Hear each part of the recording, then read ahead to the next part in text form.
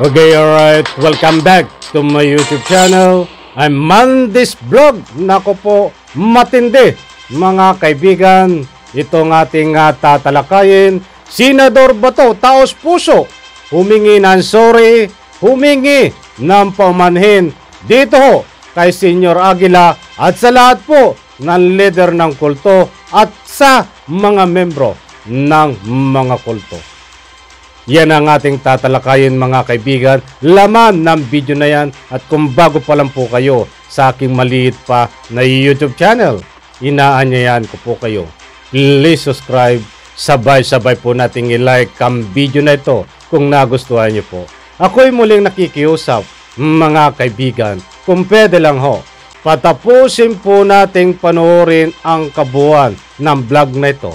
At nang sa ganon, lubos po nating maunawaan. Heto na, samahan niyo po ako mga kaibigan.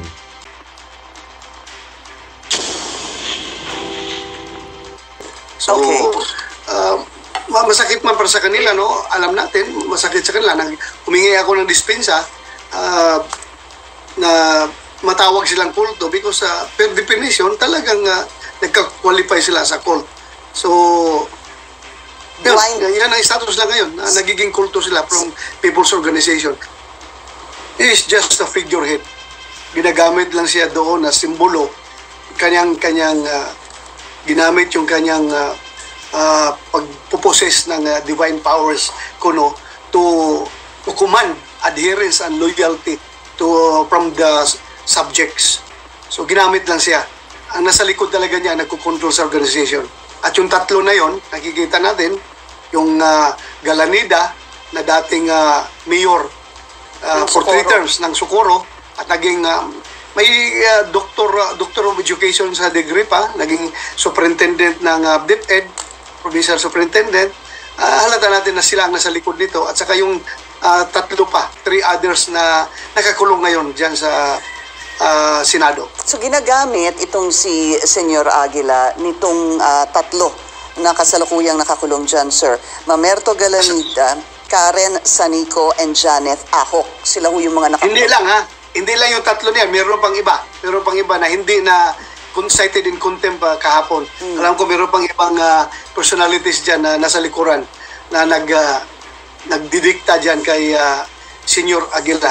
Makita mo naman, no? Parang Kim Jong-un na bata na alam mo na, sabi nga niya, he was crying yesterday that maawa daw tayo sa kanya. 22 years old lang daw siya, bata pa siya, kulang sa education, second year high school lang daw natapos niya. Nakita ko naman talaga na ginagamit lang ito siya. What was your assessment dito po sa dalawang dating pulis? Well, uniform ang nilang sinasabi, no? Gusto nila mapalapit sa pamilya, kaya sila umalis sa serbisyo. Pero sa nakita ko Pinky, nagkasubuan na lang ito. Nagkasubuan na lang ito kahit na hirap sila doon sa kapihan. Ay kita mo yung sitwasyon na doon na medyo hirap rin talaga. Sayang yung kanilang pag-alis sa serbisyo. Uniform yung sagot nila, gusto nilang mapalapit sa kanilang pamilya. We respect that reason. But then again, nahalata na talagang kuha na lang nila yun. Yung justifying kuha na lang na reasons na lang nila yun para masabi na hindi sila nagkamali sa kanilang decision. But again, wala tayong pakialam dyan. Kung gusto talaga nilang pumunta doon, they are free to exercise their faith. Kung ano gusto nilang gawin sa buhay. A number of times, sir, na yung inyong pananalita is wala naman talaga kayong pakialam kung gusto nila doon sa kapihan, kung gusto nila mag-form ng grupo. Basta sinasabi nyo, do not commit any illegal acts and do not commit human rights violation. Bakit ho napunta doon na ang NBI ay kailangan pang humingi ng assurance ng kanilang safety pag akyat doon sa bundok? Nagulat ho ba kayo doon, sir? Well, hindi na ako nagulat, no? Dahil nga, alam ng NBI na may mini-maintain sila doon na private armed group. At nakita nga natin sa mga pictures na pinakita, no? Meron sila mga taong armado doon sa taas at naka-uniformado pa. Isipin mo naman kung NBI ka, 5, 6 o 10 lang kayo papasok sa area, para kayo kung hindi kayo sigurado doon na baka mamaya hindi kayo makalabas. Kita mo yung mga armado na yan, marami sila. So, naniguro lang rin yung NBI na hindi sila mapapasama kapag sila papasok doon. Fair enough. Now, because you were saying private army, ito pong litrato na to, pinag-usapan din po ito. And you were saying as a former PNP chief, you were saying that some of these guns, kasi you were trying to figure out kung totoo ba itong mga armas na to o hindi. To which, there was a part sinabi niya, yung nasa kaliwa ata ni Senyor Aguila or sa kanan niya ay mukhang fake. Pero yung nasa kaliwa ay hindi ka sigurado. Sir, tell us your assessment dito sa litrato po na ito at itong mga armas, alleged armas na mga ito, sir. Well, my first impression, no, at first glance, yung nasa to the right of Senyor Aguila, yung maigsi na firearm ay mukhang hindi nga totoo, mukhang kahoy or kahoy ba or whatever, basta it doesn't look genuine for me. Pero itong dalawa na mahaba na para sniper rifle diyan sa to the left of Senyor Aguila ay hindi ako makasiguro kung totoo yan o hindi, pero makita mo naman, no, parang totoo. Hindi lang ako makasiguro. Was it established in yesterday's hearing that there is or was a private army, sir? Well, according to the witnesses, meron talaga silang minimaintain doon na mga according to order yan eh. Yung pinakamagaling, nasa Aguila ba yun ang tawag nun, Soldiers of Christ, then hanggang sa letter F, yung fetus, yung mga bata. Yan yung that's how they are sectorized, that's how they are organized. So, meron pa nga sinabi ng isang witness na during their firearms training, tinuruan sila mag-assemble, disassemble ng rifle, ay nag-accidental firing, pumutok pa yung isang baril, mabuti na lang walang tinamaan. At okay, alright. Nandito na naman tayo mga kaibigan. Talagang kumusta? Kumusta po kayo? Matindi ito. Shout out at maraming salamat muna bago tayo magpatuloy. Ma'am Pinky Web ng CNN. Ipaintulot to ang paggamit ng inyong video clips. Suportahan din po natin yan. Magandang programa yan. Nako po, nandito na naman tayo. Bibilisan na natin. Ay, counting smile lang ho. Alam nyo, doon pa lang sa intro ni Senador Bato, ay karapatan niya po yun na magsabi ng pasensya na at natawag na kulto itong si Senyor Aguila at lahat po ng leader ng kulto. Pag sinabing pasensya o nag-apologize ka, ay pumapasok po diyan yung taos puso na paghingi mo ng sorry. Ay sorry nga, di ba? At pasensya, yan isang uri po ng ika nga po'y apologize yan. Ginawa po ni Senador Bato. I'm sorry, my love. Bakit kita natawag? At ako'y napakanta na naman doon, mga kaibigan. Ay maliwanag naman sa video dyan na nag-a-apologize ito si Senador Bato dito sa mga leader ng kulto dahil ay natawag daw po niya na ika nga po'y kulto ito, mga kaibigan.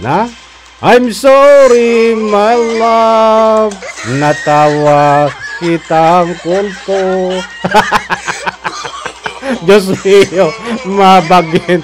Diyos ko puro di man labirin. Ganyan ba tayo mga kaibigan? Kayo mga kaibigan, tama ba itong paghingi ng apologize ni Senador Bato na ika nga po'y humihingi siya ng pasensya kung bakit natawag na kulto itong Senyor Aguila at siyempre ang iba pa ng mga leader? In one word, ay basta kulto sa lahat na nakasali diyan sa ikangay samahan niyan. Kung ano po ang public opinion nyo sa paghingi po ng apologize ni Senyor Bato, yan po ay buong puso nating irerespeto, mga kaibigan. Karapatan nyo po yan. Kung ano man ang pagsusuri nyo dito sa tinatawag na I'm sorry, my love, bakit kita tinawag na kulto? Diyos mio, mabag. Wala ko tayong magagawa. Dahil si Senador Bato ho, yan ho ay may sariling prinsipyo. Hindi po pwede nating hadlangan yan, mga kaibigan. Dahil napakaganda po ng kanyang palabra de honor. Di ba? Dapat ba natin tularan ito? Suriin po natin. Isang senador ka, mataas na ika nga po'y tinitingala. Binoto ng bayan. Diyan ho sa pagiging senador. Tapos itong iniimbestigahan mo, doon po sa pag-iimbestiga, ay natawag mong kulto. Subalit isang araw, isang gabi, ikaw ay natutulog, may sumusukdot. May tumuturok sa iyong puso at isipan.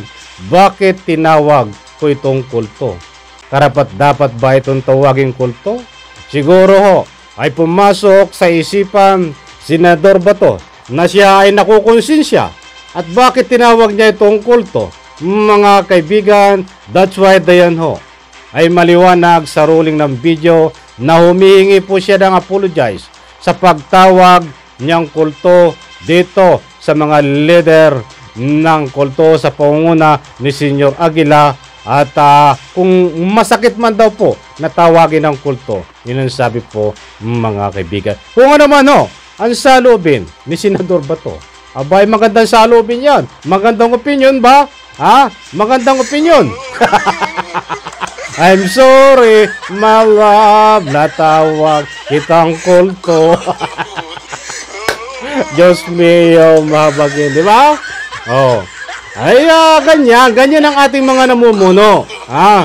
Ay, dapat pag namumuno ka, bilang isang senador, walang palabra de honor.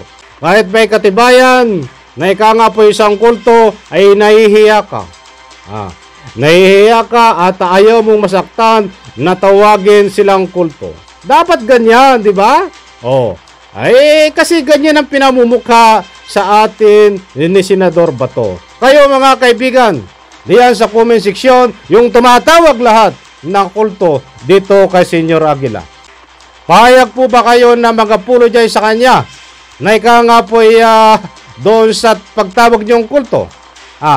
Ay kung gusto niyo po mag-apologize, ay pwede po kayong isulat ng malinaw sa malaking litra. Diyan po sa comment section. Isulat niyo po. Mag-apologize po kayo. Sige nga ho, kung sino makakapag-apologize. Babasahin ko po yan kung sino mag-apologize dahil kay Senyor Aguila dahil tinawag niyong kulto ito. Ay bukas po ang ating comment section.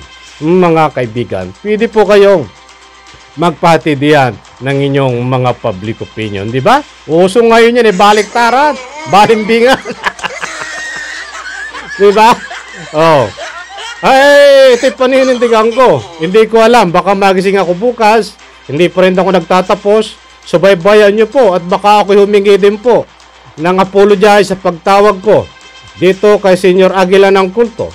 Ay, alam nyo, ang araw ay lumilipas, ang panahon ay alam nyo, baka ako'y mauntog at magising sa katotohanan at may magtulak din sa aking puso at isipan na humingi ako ng apologize sa social media na sa pagtawag ko ng kulto dito kay Senyor Aguila. Baka ako humingi din apologize. Baka ako'y nadari ng kulto. Baka nadali din ako ng kulto pag ganun, mga kaibigan. Ano ang batayan? Bakit kailangan ni Senador Bato na mag-apologize dito ho kay Senyor Aguila at sa lahat ng namumuno, sa lahat ng membro ng kulto? Ay ibig sabihin niyan ay in general na yan, mga kaibigan. Ano po ang batayan ni Senador Bato? Wala ako ibang maisip. Kasi wala akong isip yata ngayon. I'm sorry, my love, kung tinawag kitang kulto. But mga kaibigan, wala po tayong magagawa. Hanggang public opinion po tayo muna ngayon. Sapagkat maliwanag nga po diyan ay uso na po ang paghingi po ng apologize. Lalong-lalo na po. Katulad niyan po pag isang kulto ay hindi po karapat dapat siguro tawaging kulto bagkus mag-apologize po tayo. Ha? Mag-apologize po ba tayo sa comment section o mag-apologize ako ngayon? Na dapat hindi tawaging kulto ito. Dahil masakit sa kanilang tawaging kulto, di ba? According dito kay Senador Bato. Ay abangan po natin yan kung sasamahan nyo po ako. Kung mayroon po diyan magko-comment sa comment section na kahit 20 person ho na mag-a-apologize na ika nga po dahil masakit tawagin na kulto itong si Senyor Aguila at iba pang leader nito ay sasama po ako kung mga 20 ho na mag-a-apologize diya sa comment section. Pero pag wala ho, baka hindi ako mag-apologize. Pag si Senador Bato lang ho ang mag-apologize, baka hindi ako sumunod. I'm sorry, my love. Bakit tinawag kitang kulto? Nako, matindihan mga kaibigan. Abangan po natin kung mag-a-apologize ang ating mga taga-suporta dito sa aking maliit na YouTube channel. At kasama ako. Katulad po nga ng sinabi ko, abangan po natin bukas yan. Babasahin ko po sa comment section kung ano ang inyong mga salubin diyan. Okay, dumako na po tayo dito. Talagang marami ang pinangangatawanan niya dito na talagang kesyo ginagamit nga daw po itong si Senyor Aguila. Okay, napadaan na natin yan. Subalit bawat interview ay talagang pinaninindigan niya. Talagang lagi niya sinasabi na ginagamit itong si Senyor Aguila. Ay, napadaan na natin yan sabi ko nga, wala tayong big question. Kung ginagamit, dahil ako kumbinsido nga kumbinsido din ako na ginagamit. O bakit na? Saan? Patangatawanan nila, bigyan ng ngipin. Ayan, sabi ko nga, normal lang magpa-interview. But yung action ay dapat nandoon upang ika nga po'y mapatunayan na kung talagang ginagamit si Senyor Aguila para ituro ang pinakang mastermind dito. Hanggang dito, katulad nga po ng sinasabi ko sa aking mga unang pagtatalakay, ay walang ibang utak pa rin dito sa kaso na ito kundi si Senyor Aguila. So, basura ang mga sinasabi nila na ika nga po sa ruling ng investigasyon ay ginagamit itong si Senyor Aguila. Ang gusto kong ipunto dito, bigyan ng ngipin, kasuhan. Ay, wala Diba? Ano mangyayari sa kaso na ito? Ay kailangan bang puro interview para lang ika nga po sa sarili lang interest sa darating na eleksyon? Okay, huwag natin padaanan muna at diretso muna tayo sa i-issue ng armas. O katulad yung armas na yan. Sasabihan muli natin ngayon tatalakay dahil bawat interview ay sinasabi ni Senador Bato na mayroon talagang armas at pinapatunayan niya dahil may mga testigo rin na ika nga po'y may nagdisasimbol pa subalit pumutok. So makatuwid may armas at may private army. Hanggang ngayon nasan yung private army? Diba? Nasaan yung private army na tinuturo nyo? Sabi ko nga po sa inyo, hindi tayo nagmamarunong. Hindi tayo pinangungunahan ng kaalaman nila. Ay tama ba yung ganyan na talagang pagkatapos ng hearing, ay sabihin natin yung hearing na lang tayo magbatay. Isang buwan na ata nakakaraan ng hearing. Ang birusuro kung nagkamali ako. May ginawa bang aksyon para itong private army na ito ay may imbestigahan? Para ika nga'y mahuli malansag? Hindi na dapat kailangan ng hearing dito. Kailangan dito ikaw kulang aksyon upang mapusasan itong ika nga po mga private army na ito. Gumawa ng way, tamang paraan, legal na paraan para ito po ay malansag at maituro kung sino nga ba talaga itong mga private army na ito. At tinatawag na itong armas na ito ay nasaan? Bakit hindi hinahanap? Puro sa interview lang, mayroong armas. Diyan lang sa interview. But ang gusto po natin, bilang sila ika nga po nanunungkulan, tamang paraan. Kasi kapag gumawa ka po ng tamang paraan sa pag-iimbestigasyon at na-identify mo itong mga private army na ito at itong mga armas na ito, kung mayroon umuwala sa tamang investigasyon, wala pong magdududa sa inyo. At karapatan nyo pong gawin ng tamang paraan. Ay wala, hanggang ngayon po. Walang napapatunayan nasa inyong mga armas na yan. Ay samantalang napakalinaw sa ruling ng video, mayroong armas, kumpirmado na may private army. Pumutok pa raw yung armas. Diyos ko po, Rodi, mahal na birhen. Gawa ng paraan, ng way. Hindi ko na kayo tuturuan, kayo ay mataba ang katawan, mataba ang isip. Sa laking lalaki mo, Senador Bato. Before PNP chief ka, ngayon na isang senador. Wala, napakaraming karanasan mo, bakit hindi mo i-apply? Ay hindi yung, napakadali palang makalusot sa kaso. Kahit ako, pwede ako makalusot sa kaso, pwede ako kumuha ng private army. Itago ko lang yung private army ko, itago ko lang yung mga armas ko, hindi ako iimbestigahan, hindi ako a-applyan ng search warrant para masuri yung aking kinalalagyan. Madali akong makalusot. Nasabi ko po, hindi tapos, ganyan po ang nangyayari diyan. Sinasabi lang sa social media na mayroong private army, mayroong mga armas, but wala hong kaukulan na nagagawang legal na proseso sa lalong madaling panahon para na sa ganun po malansag itong private army na ito, private army, maituro kung sino-sino ito, private army na ito, at nang matukoy kung saan binaon di umano itong mga armas na ito na mga pumatok. Diyos ko po, Rodi. Parang bata lang itong tuturuan siguro mga ito eh. Diba? Ay pinapaikot tayo niyan mga ito eh. Akala siguro tayo kung hindi tayo magsusuri sa mga sinasabi nila ay kapani-paniwala na agad. Sa balit, naku po, hindi ho. Hindi na kailangan namin. Kahit ako ang pananaw ko po sa buhay, hindi ko na kailangan maging senador para lang po maintindihan ang iyong mga sinasabi, Senador Bato. At siyempre sa lahat ho na nag-iimbestiga, diyan ho sa ikangapoy, sinitiring. Marami na pong nangyari. Napakaraming inimbestigahan na diyan hanggang ngayon po. Wala pa ring napupusasan, wala pa ring ikangapoy na ihatid diyan ho sa tunay na kulungan na bakal na rihas.